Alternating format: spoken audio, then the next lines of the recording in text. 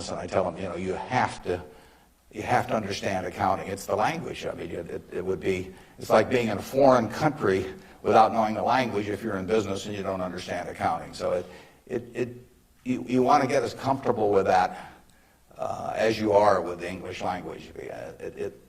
It's made me a lot of money because I listened to what Ray Dean had to say 53 or 4 years ago, and have been able to understand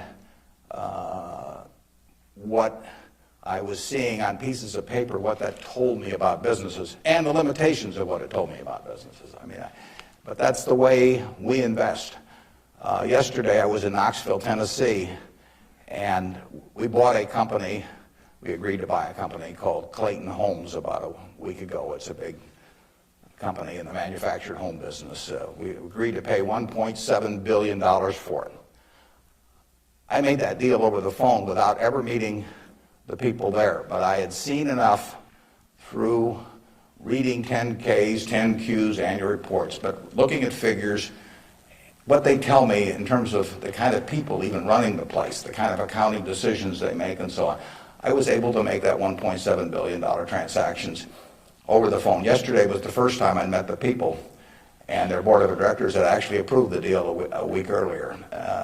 So it's, you know, I couldn't have done that if I hadn't have, I had a great time at Ray Dean's class 53 years ago. So if I'm going to tout one thing, aside from this particular leadership class, of course, if I'm going to tout one thing, I would tell you that get comfortable with it. You know, it may not happen the first week or the first month in the class, but get very comfortable with accounting. So I run into CEOs periodically who really don't understand it. You know, they try to bluff their way through, and you can see it in their faces. They're frightened almost when somebody hands them a balance sheet or an income statement. They really don't know what it means, and they have to count on somebody else.